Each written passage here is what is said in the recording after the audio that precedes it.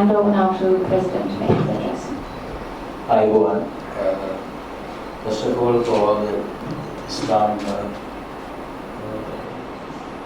religious, it's a happy Mubarak day for everyone. And when we thought of calling the meeting today, we knew it was going to be a holiday and difficult for some other media persons, but still would like to thank all of you all for coming in, and at the same time we have to go on addressing the request from the media as well for us to keep on meeting up and inform the media of board activities and decisions we have taken. So in that spirit, we have decided to go ahead with the meeting or this discussion today. So let me thank all of you for coming on a holiday like this. And basically all the matters and decisions we have taken over the last 2 weeks, we thought of briefing you up, and then we have our team coming back, and then we have the under 19 3-day series, then the Australian tour. Australian team is coming up, then the tour take off. Likewise, there are lined up activities taking place over the next few weeks.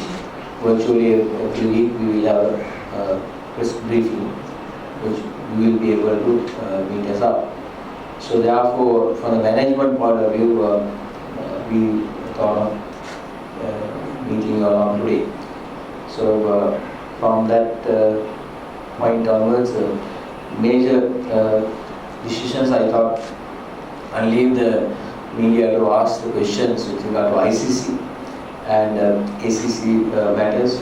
From the ICC point of view, we have given you the brief of decisions we have taken as by way of press releases. One important matter came up, that was about Kusal Janit. Kusal Janit's, we appealed to the ICC with regard to the injustice happened to him, and then we were given an audience at the CEO's meeting. That's where the cricket matters are discussed, and I must say ICC Cricket Committee comprising of all the CEOs unanimously support our claim. So it came to the ICC board meeting, and the board meeting we made the appeal. There should be compensation, not only the cost. So all the legal cost of Kusal Janit for retaining lawyers and his lawyers, board lawyers, and all the laboratory cost expenses incurred, it was decided to pay to him, as well as claim compensation. So ICC has taken up the position. Sri Lanka cricket claim on behalf of Kusal was fair and justifiable. Therefore, ICC wanted to stand by Sri Lanka cricket and support the claim. And one decision was taken, that was Qatar lab has been suspended. ICC will never ever use the Qatar lab in the future. As a result, WADA has suspended Qatar as well. So the Qatar lab will not be utilized by even the WADA in the future. Based on our complaint, based on the efforts and submissions Sri Lanka has made on behalf of Kusal Janit. So this is the first time that has ever happened, not only in cricket, in all sports. I think WADA has had experienced this kind of a situation in the past. So that's one matter. And then again, with regard to 2-tier test series, there was a proposal to the cricket committee, rather CEO's committee, as well as taking up with the ICC board. From the cricket committee point of view, we have technically and officially both ways Sri Lanka cricket has decided not to support the 2-tier test cricket. We believe it's detrimental to Sri Lanka cricket and for its future. So we will support the two-tier test encounter, and we strongly believe in years to come we should encourage, if possible, to play a 4-day test cricket. We believe it's going to be stronger, effective, because if you can start, for example, Thursday, Friday, Saturday, Sunday, we know we build up for a test cricket up until the end of the week, and then again players have 3 days of leave time, travel from one venue to the other and rest and recover. So with this ping pong coming up with the day-night facilities of colored,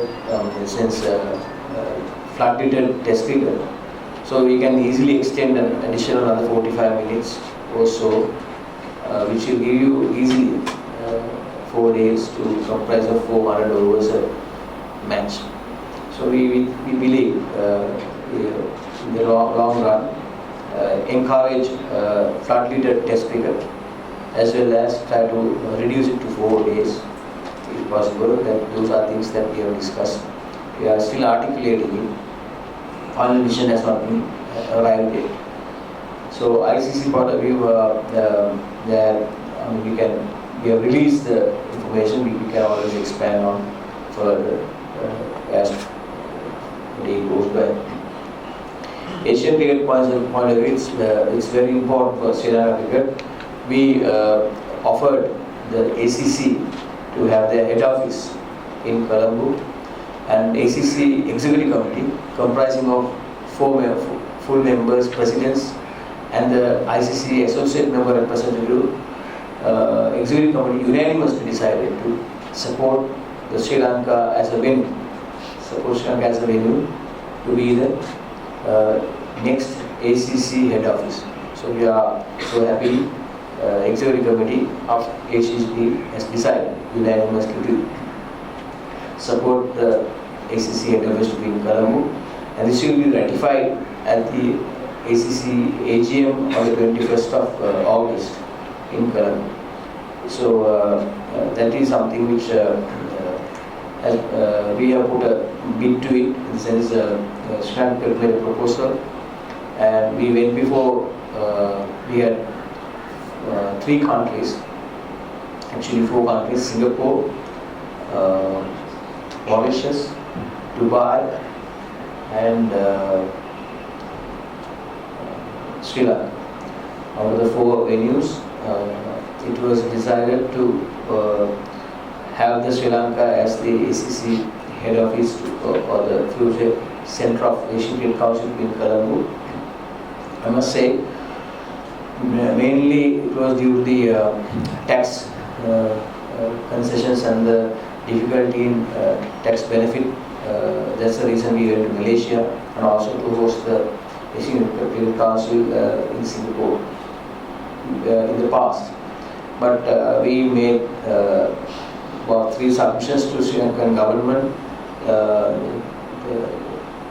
Finance Minister, Honorable Ravi Karunanika, has agreed for all the terms to match in the region, and we are happy that the government of Sri Lanka has supported to the request made by Asian Cricket Council to meet all the tax concessions appealed by the Asian Cricket Council.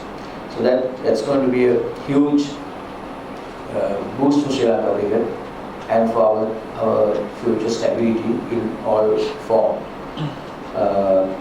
So Sri Lanka cricket is going to offer them a space of office and then support bringing the Asian Cricket Council office to Colombo, so which we will expand over the next few weeks and keep you all informed.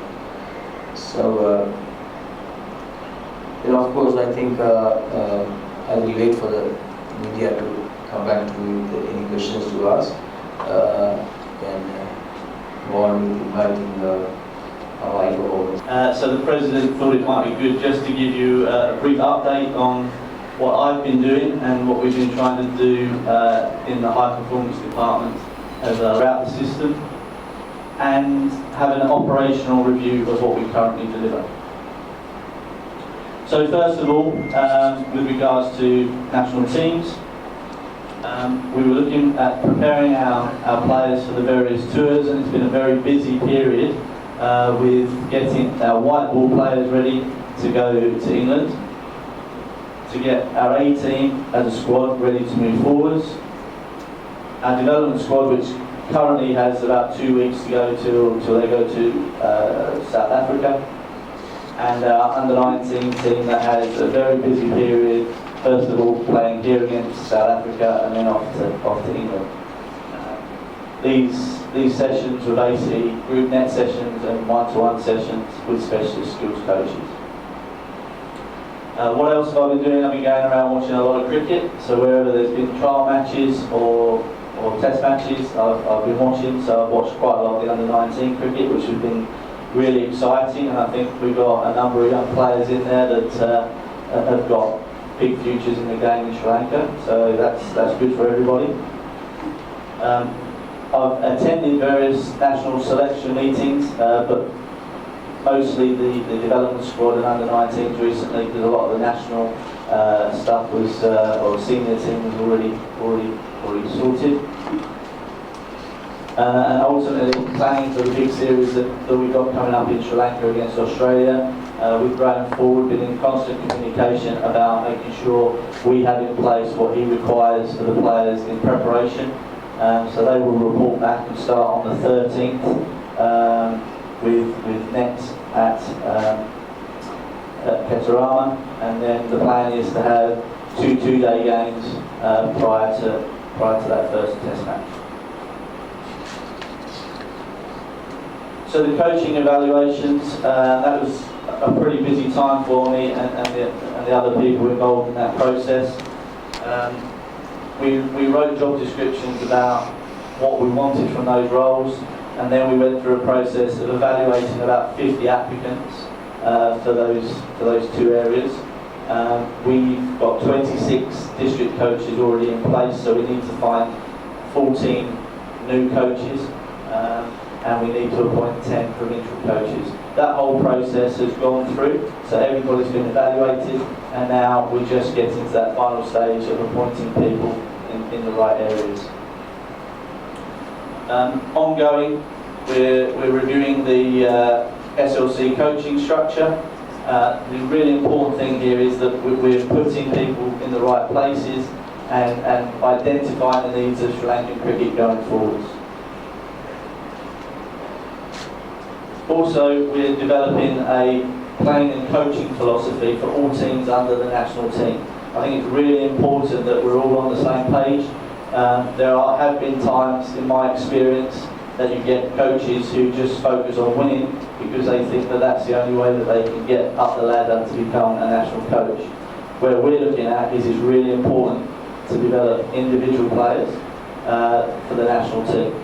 It might be that the A teams and everything are successful, but if we haven't got players coming through at the end to be successful at the national team, then we're not achieving anything. So it's really important that we're having a big number of players rather than teams winning.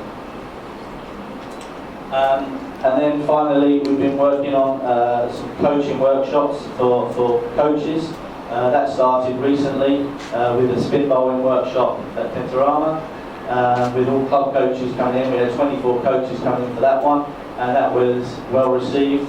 I'm actually doing one tomorrow, a week-keeping one, again for club coaches, and we've got full attendance for that. So we're looking to develop this area massively and provide, not just for provincial coaches, but all the way through the system. That's women's coaches as well. We're looking to educate them and provide them with as much information as we can from top to bottom. So just wanted to remind everybody what's our purpose in high performance going forwards. The number one priority is to provide an oversupply of players for the Sri Lankan senior teams capable of winning matches. That's our number one goal. Our second priority is again to work together to bridge this gap between domestic and international cricket. And there's been lots going on behind the scenes, trying to get feedback and information. and hence the next slide will cover that one. The question at the bottom basically is the question that I've been asking everybody going forward. Okay, so part of the operational review has started with an internal review and SWOT analysis with all the high performance staff at Ketuana. Okay, basically I wanted to know what our high performance environment should be and what it currently is, and there's quite a big gap. I have to say all the staff were very honest with their feedback. It was totally confidential, so I had no names on any feedback. It was just them answering some questions and giving me their views. I've now collated all that information and it gives me a lot of clarity on what we need to deliver internally. That's a bit of restructuring, it's things like job descriptions and appraisal process for staff and various other things. Once we get that infrastructure in place, then people can get on and do their jobs and be accountable accordingly. International Future Tours program has been it's ongoing really, but we're trying to plan ahead as far as we can. We're trying to get tours in place in a 2-year cycle minimum. So at the moment we're working through to January 2018 because that's when the Under-19 World Cup is in New Zealand. So we thought that was quite a good starting point. Once we've got the tours in place for next year, we will be looking to then plan for 2018 onwards, probably around September this year. So we're always 2 years ahead.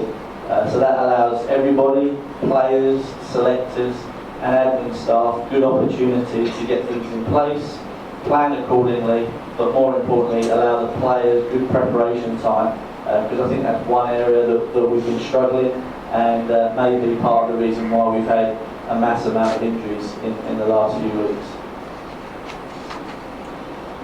We've been discussing the domestic structure, looking at what presently is delivered. I have to say that is a hell of a lot of cricket being played in this country at all levels. And if you're a 15-year-old youngster, you can physically play every day of the year, it seems, from what I've seen. So that's an area of concern, and we need to prioritise what we do and make sure that our players aren't getting burnt out by the age of 19, 20 and wanting to give up the game. That's really important for me. And one of the things I've enjoyed so far is catching up with ex-players and gaining their views and opinions on Sri Lankan cricket, its uniqueness, what's our competitive advantage over other countries, and what's their views on how we move forwards. And that's been exciting. I've still got more people that I want to talk to, that had good conversations already with obviously Aravinda, with Puma Sangakkara, Mahela I've got a phone call with this afternoon. So I'm getting around and looking forward to talking to as many players as I can. So some projects that we're working on going forwards, just to keep you informed. Part of our operational review is really to make sure that the Sri Lankan cricket pathway is seamless. Okay, that as a player, whatever level you come into, that you know how you can get to play for the national team, and that there's a seamless process. Okay, at the moment there's various disconnects, and part of that is because of the amount of cricket that's being played, and therefore we need to streamline that and make sure we're giving our players the best opportunity. So that's something a document that we will produce in the future. Obviously, I've mentioned the coaching restructure. That's a big part of what we're doing at the moment. But the thing for me is getting the right people in the right places. For me, everybody has their strengths, and we need to identify those strengths and make sure people are working in those areas that allow them to add value to Sri Lankan cricket. And that's something that we'll be doing, hopefully getting that all in place for the new year, so that we can move forward to January. One of the biggest projects going on at the moment is the Brain Centre, and this is something that I believe is going to have a massive impact or potential impact on Sri Lanka cricket for years to come.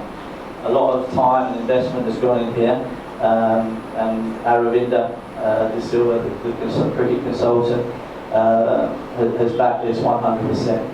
We're looking to have a brain centre here for research and development that will be based here at HQ, and it will be split into three areas. We will have a department looking purely supporting the international team, giving them day-to-day stats, footage, whatever they require to help their preparation. Then we will have an area of domestic cricket, so hopefully we can get cameras in place to get games captured, with analysts capturing ball by ball. The reason for that is succession planning. That will help national selectors see more players. That will give national selectors more information when it comes to finalising teams. But also from our point of view of developing players, we can keep in touch with what's going on and help them progress further and make the most of their ability. Also, it will help in areas of umpiring and pitch analysis. Finally, and this is one of my areas of talent identification that I'm really interested in, and it's called relative age effect. It's been used in other sports around the world, something that I used in England, and it's really interesting. It's all into the academic school year and when you were born. And there is a theory that if you are born in the first half of the school year, that generally you dominate at a young age because you're physically more and mentally more mature than the children in the equivalent year group. Therefore, sometimes the smaller guys, the less mature guys, get pushed out because they can't hit the ball over the boundary, they can't bowl the ball quick enough, or they might not be able to reach the other end of the pitch when they're bowling. So for me, we're doing some investigation into this area to see where our Sri Lankan cricket legends were, which part of the calendar year they came into, and you split the year into 4 quarters, so Q1, Q2, Q3, Q4. There is some evidence from the stuff that I've done in England that actually our batsmen come in the second half of the year, the majority of our batsmen. So it'll be interesting to see if that correlates with Sri Lanka. So that's a topic that we're looking into, and I think could really help shape our talent ID and development programs going forward. Thank you. Simon වගේ කෙනෙක් ගත්තේ අත්දැකීම් වගේම යාගේ දැනුම තියෙන දේ ගත්තම අපි අධ්‍යයනය කරාම අපිට දැනට ලොකු පාරතරයක් පේනවා. හයි පර්ෆෝමන්ස් කියන එක ගැන අපි වචන වලට විතර සීමා කරගෙන තියෙනවා. අපිට මේ හයි පර්ෆෝමන්ස් කියන එක විතර අපි ආයෝජනය කරලා නැහැ. ඒකේ තාක්ෂණික ගොඩාක් පරාසයක් තියෙනවා. අපි පුහුණු පදවලදී දක පන්දු යවන්නම්, මේක පන්දු යවන්නම්, ඒ වගේම ෆීල්ඩින් වලදී පන්දු රකින්නන් පිළිබඳ ඒව ෆිසිකලි මෙන්ටලි ඒ කරන වැඩසටහනක් තියෙනවා. අපි ඒක පහත මට්ටමේ තියෙන කියලා පිළිගන්න ඕනේ කියන තමයි අපි අදදින් පේන්නේ. ඒක තමයි කියන්නේ අපිට අඩුපාඩු තියලා තේරුම් ගන්න ඕනේ පුහුණුවට අපි අවතීර්ණ වෙන විදිය සහ ජාත්‍යන්තර තලයේ කණ්ඩායමට තරුණ පිරිගෙන් යොමු කිරීමේදී විශාල පාත්‍රයක් තියෙනවා. ඒකෙදී අපි ස්වාගත දේවල් දැන් කරගෙන යනවා. ඒ අතරතුර අපිට තිබිච්ච ලොකුම අඩුපාඩුවක් තමයි මේ අපි හැමෝම කතා කරනවා මේ දත්තයන් ඕනේ, ඩේටා ඕනේ. මේ ක්‍රිකට් වලට කියලා අපිට තියෙන ඇනලිසිස්ලා හිටියා. අපි දැන් ටූර් එකක් ඇද්දිත් ඉන්නවා මේ කම්පියුටරේ තොරතුරු දෙන්න.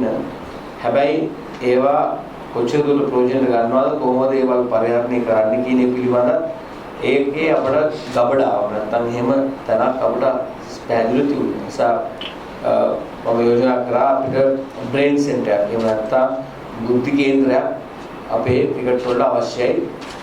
ජාත්‍යන්තර තලයේ ක්‍රීඩාවේ නියැලෙන්න නම්. ඒකට දැන් අපිට ආයතන දෙකකින් එක ආයතනකින් ලෝකයේ සියලු ක්‍රීඩා පිළිබඳව දත්තයන් අපිට ලබා දෙනවා. ලෝකයේ ඕනෑම තරගයක් සජීව විකාශනයක් හෝ රෙකෝඩර් විකාශනයක් තියෙන ඒවෙන් අපි තොරතුරු අරගෙන අපි ඒවා ගබඩා ඕනෑම ක්‍රීඩකයෙක් පිළිබඳව රටවල් 10ම තොරතුරු නම් try කරනවා. ඒ වගේම දැන් IPL වගේ ඒවාත් තොරතුරු. ඊළඟට දෙවෙනි අධ්‍යයනය ඒක අපි තත්ත්වයන් ඇනලයිස් කරගන්න. ඇනලිසිස් මොකක්ද ඒකෙ වෙන්නේ කියලා. ඒ කියන්නේ මේ පිටුකරුවාගේ දක්ෂතාවය මෙතන, දුර්වලතාවය මෙතන, මේ පන්දු යවන්නගේ දක්ෂතාවය මෙතන, දුර්වලතාවය මෙතන, එයාගේ අමාරු පන්දු මේ වගේ පිළිවෙල විශේෂ දැනුම ඇති පිරිසක් විදිහින් ඒක ඇනලයිස් කරගන්න. තුන්වෙනි එක තමයි ඒක ප්‍රයෝජනෙ ගැනීම සඳහා අපි ප්‍රතිවිරුද්ධ කණ්ඩායම පිළිබඳව කොහොමද පුහුණුකරු සංවිධානය කරන්නේ. මේක අපි දෛනිකව කරන් ගියා. අපිට පළපුරුද්ද තිබිච්ච ක්‍රීඩකයෙක් ඉන්නකොට එයාගේ දැනුමත් එක්ක ගියාට දැන් අපිට අවතීර්ණ වෙන්න බෑ. මේ තාක්ෂණයට අපි ආජීව දෙක තමයි අපේ සයිමන් විල්ස් මහත්මයාගේ තියෙන වගකීම වෙන්නේ මේ තාක්ෂණයේ පැත්ත අපිට හදන්න. මම පුහුණු කරනවා ගැන තුමා කිව්වා ඒක ගැන ආයෙත් කියන්න අවශ්‍ය නැහැ. ඒක මම දැන් අපි ඩිස්ට්‍රික්ට් පුහුණු කරනවා සුදුසුකම් තියෙන අය ප්‍රොවින්ෂල් නැත්නම් පළාත් පුහුණු කරන සුදුසුකම් තියෙන අය ඊළඟට විශේෂ දැනුම තියෙන අය වේග පන්දු යවන, දඟ පන්දු යවන ඒ වගේ අයව අපි දැන් ගිය මාසයක් තිස්සේම සයිමන් එක එකතු වෙලා එයාව අපි ඉන්ටර්විව් කරලා එයා දැන් හඳුනාගෙන තියෙනවා මේ අය මේකට දක්ෂයි. ඒතකොට බලාපොරොත්තු වෙනවා එයාගේ අදහස අනුව මේ අයව පත් කරන්න. ඒක අපිට අපි කැමති කෙනෙක්ව ගාල්ලේ දිස්ත්‍රික් පුහුණුකරු කරන්නත්, දකුණු පළාතේ නැත්නම් බස්නාහිර පළාතේ පුහුණුකරු කරන්නත් අපි කැමති නැහැ. මින් පස්සේ ඒ අවස්ථාව කාටවත් දෙන්නේ නැහැ. ඒ නිසා පුහුණුකරුවන් පත් කිරීමේ නිර්දේශය ඒ රෙකමෙන්ඩේෂන් එක අපි සයිමන්ගෙන් බලාපොරොත්තු වෙනවා මින් පස්සේ. ඒතකොට එයාව කියන්න ඕනේ මෙයාව මෙතනද පත් කරේ මේකයි. මෙයාගේ මේ නිසා මේ හැකියාව තියෙන නිසා. නිසා මේක කිසිසේත්ම ඒ කියන්නේ හොඳම දරුවන් හඳුනා ගැනීමට පුහුණු කරුවන් යෙදවීමේදී අපි සිල්සියක් බලාපොරොත්තු වෙනවා. ඒ ස්වාධීනව සයිමන් වගේ එක්කෙනෙක්ට ඒක කරගෙන යන්න. එතකොට අපි පල්ලෙහා මට්ටමේ මේ ජාලය වර්ධගත්තොත් උඩට එන ජාලයත් වර්ධ අපේ ඒ වගේම ක්‍රීඩා සමාජවල ඉන්න පුහුණු කරුවන්ට මේ ප්‍රශ්නේ ගැටෙනවා. ඒ නිසා අපි ඒ අයව හඳුනා ගන්න තෝරා ගැනීමේ වගකීම සයිමන්ට ඔහුගේ කණ්ඩායමට පවර්ලා තියෙනවා. ඒක තමයි මූලික වශයෙන්ම හිතන්නේ කියනදී මම ඊට වඩා වෙලාව ගන්න නැහැ. You are going to well we believe if you are a full member there can't be two tiers. Either you play full member full test cricket or you don't play test cricket at all. So therefore, principally, we are not supportive of having two tiers. Number two, this proposal at the initial stage, therefore, we can't see any example that can see, for example, in case if India becomes an 8th team, if this is a decision, one of the reasons are to sustainability of the economics of the cricket in test. Where can you hold on to this 8th team? If the India goes to 8th position to tier 2, can other teams put together top 7 sustain in the game?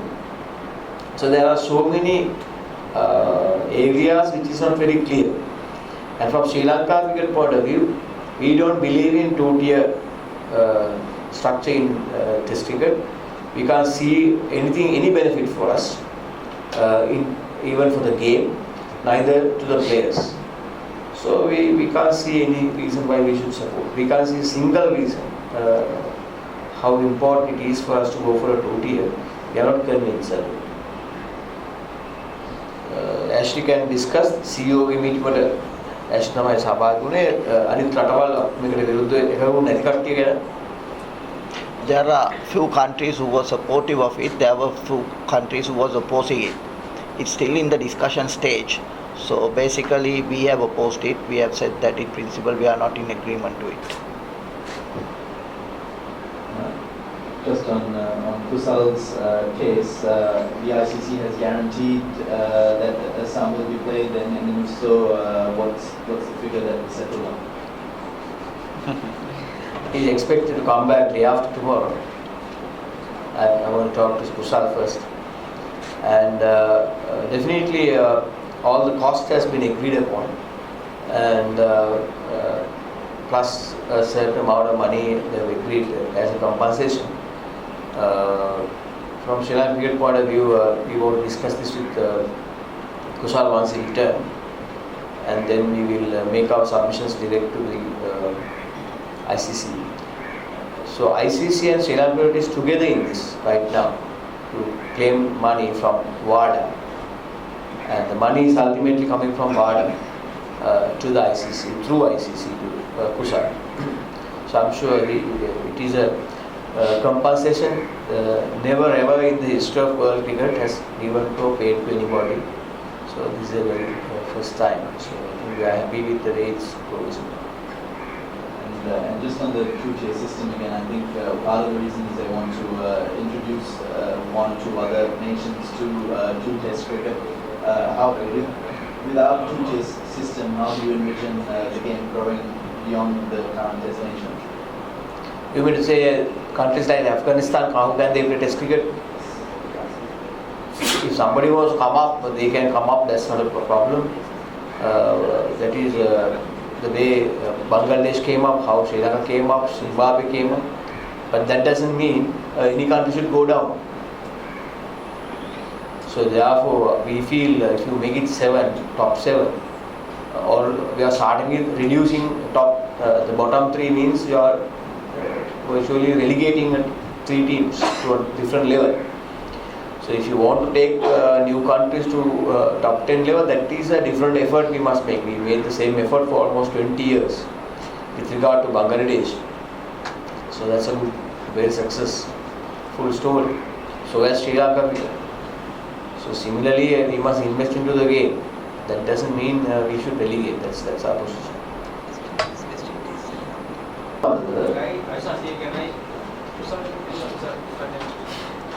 කුසල් ජනක පිළිබඳව අපි ඉල්ලීමක් කරා සිල්ම විධායක cricket කමිටුවේ මේකට අපිට වාර්තාවක් දෙන්න කියලා.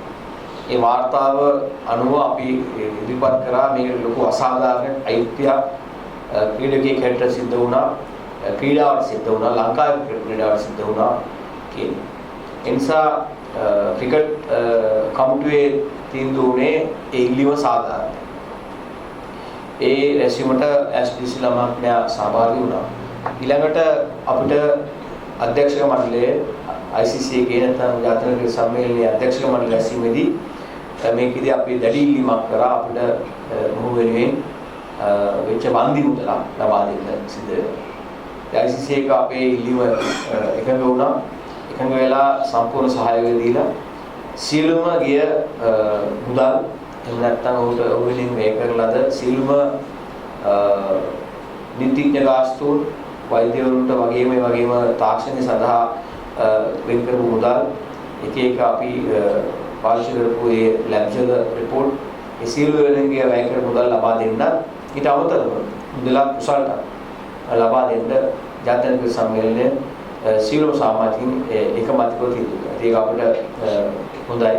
මොකද අපි බලාපොරොත්තු වෙච්ච ඉලක්කයට යන්න ක්‍රීඩකයා නිදොස් බව ස්ථාපිත කරන්න, ඒ වගේම ඔහුට වෙච්ච අසාධාරණ අයුතු වෙනින් අපි ICC එකත් එක්ක කාර්යකාර සිට අපි ඒ ඉල්ලීම කරලා දරුවා වෙනුවෙන් ක්‍රීඩකයා වෙනුවෙන් ලබා ගන්න.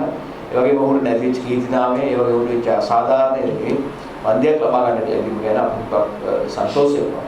දැන්ට කුසල් ලංකාවට පැමිණ ගාවම ඒ පිළිබඳව ඉදිරියට වැඩ කරගෙන යන බලාපොරොත්තු වෙනවා. අවසාන මුදල් ප්‍රමාණය අපිට ලැබුණේ පස්සේ තීන්දුව ලැබුණේ පස්සේ අපි උගලන්නේ දැන්වත් කරන බලාපොරොත්තු වෙන උච්ච මුදලක් අපිට ලබා ගන්න.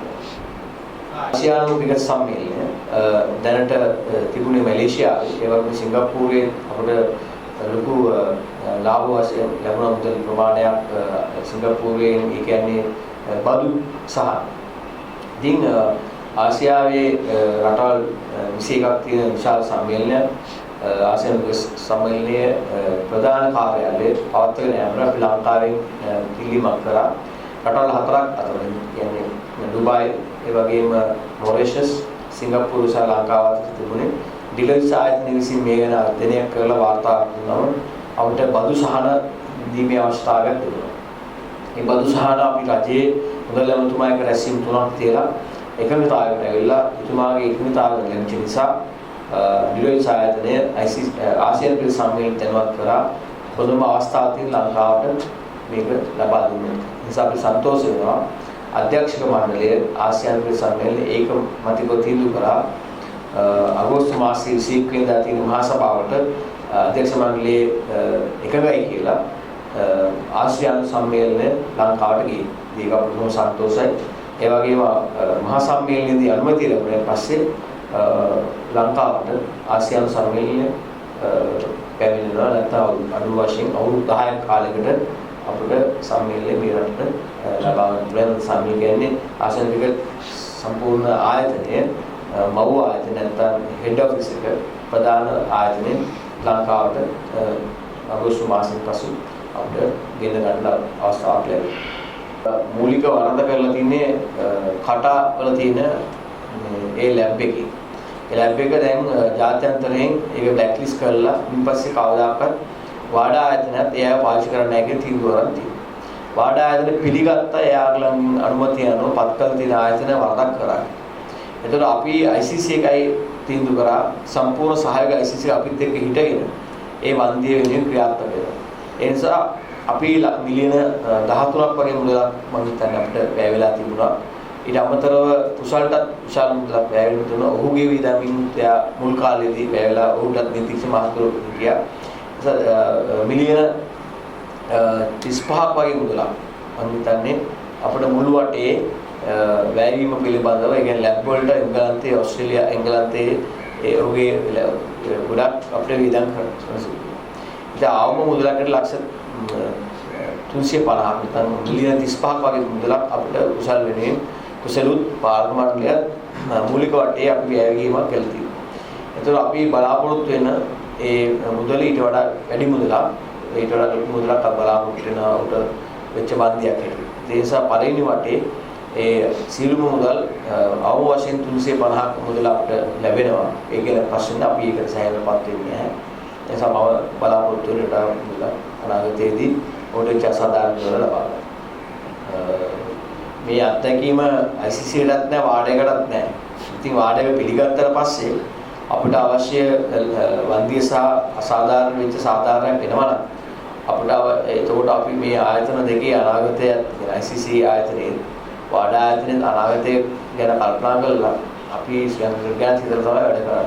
ඒ අපිට අවශ්‍ය මුදල අවසාන වශයෙන් ICC එක හරහා වාඩා ආයතනයෙන් ලැබෙනවා. මොකද වාඩා ආයතනයෙන් අපිට කෙලින්ම චෙක් එකක් ගෙවනවාද කියන එක සහ ඒක කුසල්ට කෙලින්ම අපි ලබා දෙනවද ICC කින් චෙක් එකක් අපිට මුදල් අපිට ඇවිල්ලා අපි දෙනවද කියන එක ගැන අපිට කතා කරන්න වෙලා තියෙනවා. මොකද ICC ආයතනයෙන් අපිට එන අවුරුදු 10 ඩොලර් මිලියන ගණනාවක් ලැබෙන්න තියෙනවා. මොකද අපි ලෝක කුසලානේ සාමාන්‍ය පින් රටක් හැටියට සහ සමාජික ක්ෂේත්‍රය.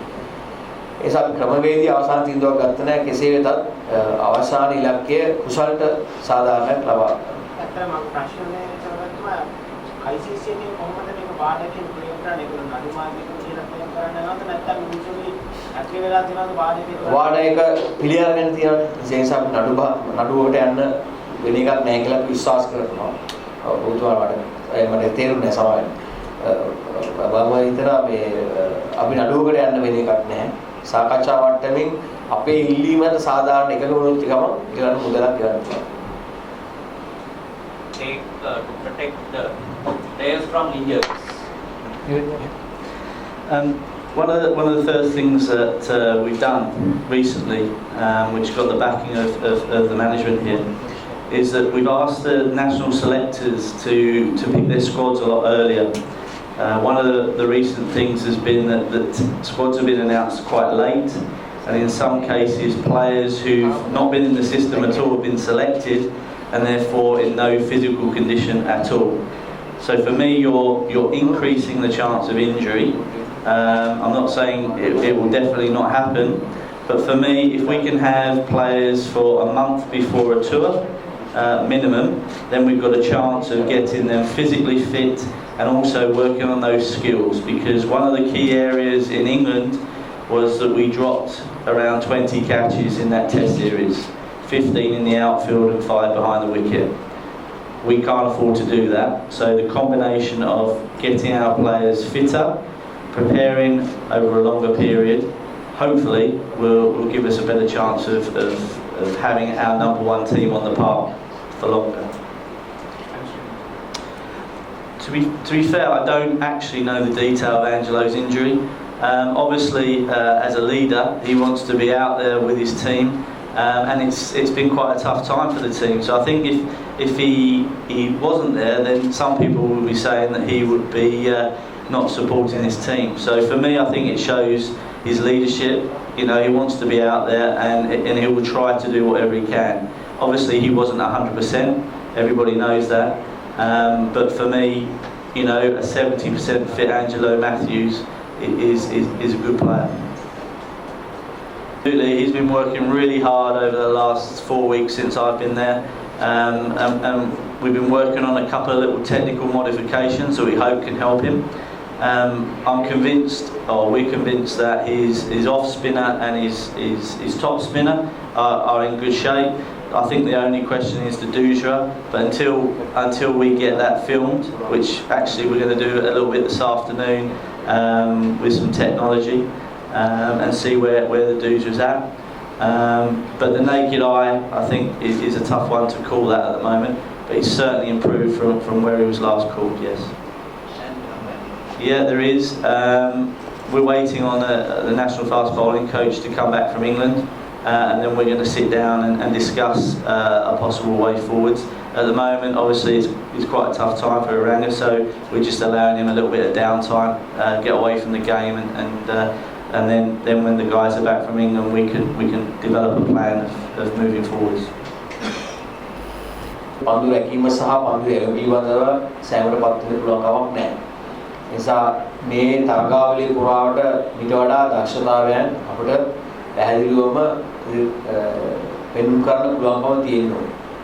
නමුත් එක පැත්තකින් අපිට ගොඩාක් අසනීප තත්ත්වයක්, එහෙම නැත්නම් ආබාධ තත්ත්වයන් රසයකට මුහුණ දෙන්න සිදු වෙලා තියෙනවා. පොදු ක්‍රීඩකින් 7 දෙනෙක් දැන්ට තරගාවලියෙන් ඉවත් වෙලා තියෙනවා.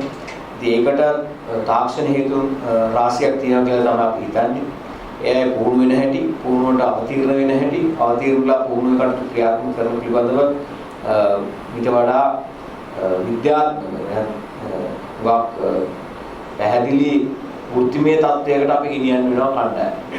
දැන් අපි කණ්ඩායමේ සියලු දෙනාම නෙවෙයි, කොහොම 14ක් තමයි වෘත්තිමය තත්ත්වෙක ඉන්නේ. ඉතින් අපිට මේ කණ්ඩායමේ කරට කර 20 දෙනෙක් වගේ ප්‍රමාණයක් ඉන්න ඕනේ වෘත්තිමය තත්ත්වෙ. ඉතින් අපි පිළිගන්න ඕනේ අපි වෘත්තිමය තත්ත්වයේ ඉන්න කෙනෙකුගේ ප්‍රමාණය ප්‍රමාණවත් පදි කියලා මේ වගේ තරගාවලට මුහුණ දෙන්න. පෙරහුරුවමදි, පෙළ ගැස්මමදි, ක්‍රීඩකින් ඉන්න දෙවෙනි පෙළ තුන්වෙනි පෙළ ක්‍රීඩකින්ගේ තත්ත්වයක් ප්‍රමිතියක් යන සායවලපත් වෙන අමාරුයි. එයාගේ උසස් තලයේ ක්‍රීඩාවට අවතීර්ණ වෙන්න පුළුවන්. මොකද එයාගේ දක්ෂතාවය නැත්නම් එයාගේ තියෙන සහජ හැකියාව පිළිබඳව අපිට ප්‍රශ්නයක් නැහැ. ටැලන්ට් කියන එක ලංකාවේ හොඳටම තියෙනවා. දක්ෂතාවය තියෙනවා. නමුත් මේ උඩ තත්ත්වයට ආවට පස්සේ, ජාත්‍යන්තර තලයට ආවට පස්සේ අපි අනිකට වඩා සුවිශේෂ වෙන්න ඕනේ. සුවිශේෂ තත්ත්වයේ රඳාපවතින තරද ගැටලුව තියෙනවා. ක්‍රීඩාංගණයේ විදුලි බුබුලු පිළිබඳව ටෙන්ඩර් එකක් කැඳෙව්වා. අපි කියන සන්තෝෂයි අපිට ඒ පිළිබඳව තාක්ෂණය සඳහා ලංකාවේ CEB නැත්නම් ශ්‍රී ඉලෙක්ට්‍රිසිටි බෝඩ් එක ලංකාවේ තිබල මණ්ඩලයක් එහි සිටින ඉංජිනේරු මහත්වරුන් සමග අපේ ඉන්න ආකිටෙක්ට්ස්ලාත් එක්ක එකතු වෙලා තාක්ෂණ කවුන්ටර් පත් කරා. ඒකේ දවස් ගණනාවක් ඒ ටෙන්ඩරේ පිළිබඳව සාකච්ඡා කළා. හොඳම ආයතනය අවුරුදු 10ක් වගේ අපිට ඒකට අවශ්‍ය ගැරන්ටි එක එහෙම නැත්නම් සුරක්ෂිතයක් දීලා ඒ වගේම හොඳම මුදලට අපිට ලබා දෙලා තින්නේ ඩිමෝ ආයතනය. ඉතින් අපි මේ ඩිමෝ ආයතනය පත් කරන්න තීන්දුව කරාද දඹුල්ල ක්‍රීඩාංගණයේ විදුලි බුබුලු නැවත ප්‍රතිසංවිධානය කරන්න කියලා. ඉතින් අපිට කලින් මේ 2003 තමයි මේ විදුලි බුබුලු ලබා දුන්නේ. තරම් ගොඩක් ක්‍රීඩා කරලා තියෙනවා. පල්ලේකැලේ දැන් ක්‍රීඩා කරගෙන යනවා. ඉතින් අලුත් ලයිට් ක්‍රම ඇවිල්ලා තියෙනවා. දැන් මෙතුමාලාගේ මේ අලුත් තාක්ෂණයත් එක්ක ආව මම හිතන එක මට අදාළව මේ කරන් කියයි. තාක්ෂණය වැඩි වෙන ලයිට් වල බලය වැඩි, එළිය වැඩි, හැබැයි යන කරන්ට් එක අඩු වෙනවා. කරන්ට් බිල අඩු වෙනවා. ඒ නිසා ඒ කාලින් කාලේ මාරු කරලා අපිට දැන් ප්‍රශ්නයක් ඇති වෙනවා.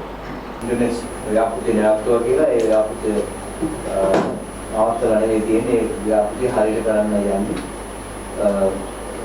මොකද අපිට මේ 270ක් විතර ඉන්ටර්නෙට් වල අයින් කරලා තිබුණා. අපිට ඉන්ටර්නෙට් වලින් අපි පල්ලි කැලේ ගත්තොත් අපිට මිලියන 10ට අඩු වෙනවා. දැන් මිලියන 110ක් වෙන් කරලා තිබුණා පල්ලි කැලේ ඉඳි. අපිට මිලියන 10යි. මේ වැඩේ කරනවා. එක්තරාමේ කිසිම අප්‍රෝලයක් තිබුණේ නැහැ. නගර සභාවේ අප්‍රෝලයක් තිබුණෙත් නැහැ. හැබැයි ඒ නිසා කාපාක්කි කාර් 87ක් පාක් කරන තැන නවත්තලා තමයි ඉන්ටර්නෙට් එක හදන්නේ. ඒකන තාක්ෂණ තියෙන අවසරයක් නැහැ. මොකද දහස් ගාණක් ඉන්න තරගයක් බලන තැන හදිසි අවස්ථාවක පිටත් වෙන තියෙන ගේට්ටු ගාව තමයි හදන්න කියලා තියෙන්නේ. ඒ නිසා එතන අපිට කතා කරගෙන නගර සභාවේ අවසරයක් එක්ක ඒක හදන්න.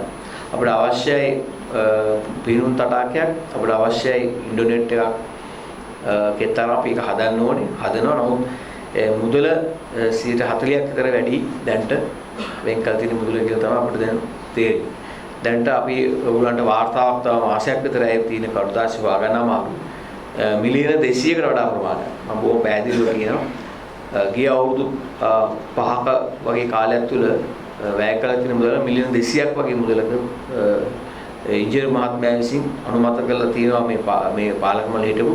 ඔහු දැන් අපි ඔහුගේ විලාසීම බාර ගන්න බැහැ කිව්වා.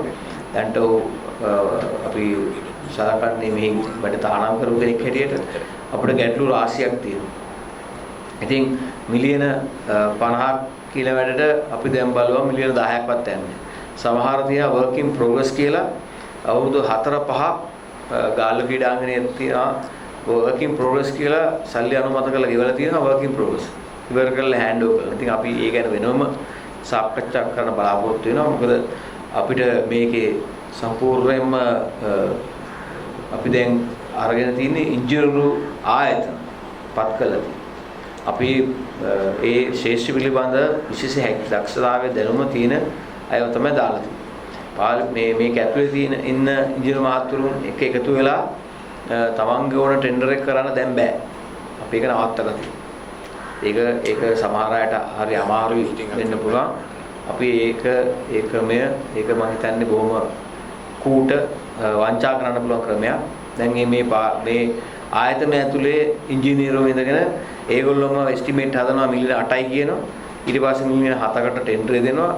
දැන් අපි අලුතෙන් ටෙන්ඩර් දැම්මුවම ඒ ටෙන්ඩර් වලට කලින් සම්බන්ධ වෙච්ච අය දැන් දාන්නේ නැහැ ටෙන්ඩර් වලට. දැන් ගිය අවුරුදු 5ක විතර ටෙන්ඩර් දාපුවා. දැන් මේ ටෙන්ඩර් වලට දැන් අලුතෙන් ආපු ටෙන්ඩර් වලට දාලා අපි කරන වාර්තාවක් දෙන්න. තමන්නාන්සෙන් සමාජිකවරුන් හැටියට අවබෝධයකින් බලලා ඕන ප්‍රශ්නයක් අහලා තීන්දුවක් ගන්න. ඒවා අපි වංචාසහගත වැඩ කිරීමේ අවස්ථාව අපි නැති කරලා තියෙනවා. ඒකට ඉදිරියේදී වක් කියන්න ඕන අය ගැන බලනවා වක් හරි තීන්දුවක් ගන්න. අපි මේ ගැන වාර්තාවක් ක්‍රීඩා ඇමතුමාට දෙනවා. ඔත් එක සාකච්ඡා කරලා ඉස්සරහට වැඩ ගන්න බලාපොරොත්තු. ඒ වගේම ක්‍රිකට් ඒඩ් එක ගැන කියනවා අපි එංගලන්තේ ඉතාම සාර්ථකයි. අතිශය සාර්ථකයි. අපිට ලක්ෂ 95ක ආදායමක් තිබිලා තියෙනවා ලෝස් ක්‍රීඩාංගණයේ ලොංග් රූම් එකේ දිනේදී පමණක්. ඒ වගේම අපි ඒක ආයෙත් ඔස්ට්‍රේලියානු සංචාරය ඉදිරියට ගෙනියනවා.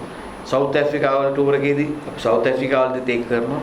ඊළඟට අපි ඔස්ට්‍රේලියාව යනවා පෙබරවාරි මාසේ. පෙබරවාරි වලදීත් අපි ක්‍රිකට් ඒඩ් එක ඔස්ට්‍රේලියාවෙත් අපි ලොන්ච් කරනවා. මේක අවුරුදු 3ක් ඇතුළත ඇමරිකන් ඩොලර් මිලියන 2කට අපිට මුදලක් අපේ ක්‍රිකට් ඒඩ් වෙනුවෙන් ලබා ගන්න පුළුවන් දෙයක්. ඉතින් මේක කරුණාකරලා අවබෝධ කරගන්න. එහෙම මේ කාටත් මේක මේ වංචාවක් කරන්න පුළුවන් දෙයක් නෙවෙයි. අපි හදන්නේ අපේ වගකීමක් හැටියට, යුතුයකමක් හැටියට, ඒ වගේම අපේ රාජකාරියක් හැටියට යම්කිසි විදියට ආපදා තත්ත්වයකට පත් වෙච්ච කෙනෙක්ට උදව් කරන්න ක්‍රීඩකයන්ගේ නායකත්වයත් එක්ක. අපේ තරගයකට ඇවිල්ලා අප්පුඩි ගහලා අපේ තරගයක් රුපියල් 50 100 දීලා ඇවිල්ලා මැච් එකක් බලලා අපේ තරගයක් ටීවී එකේ බලනවා නම් ගෙදර ඒ අපේ ප්‍රේක්ෂකෙක්.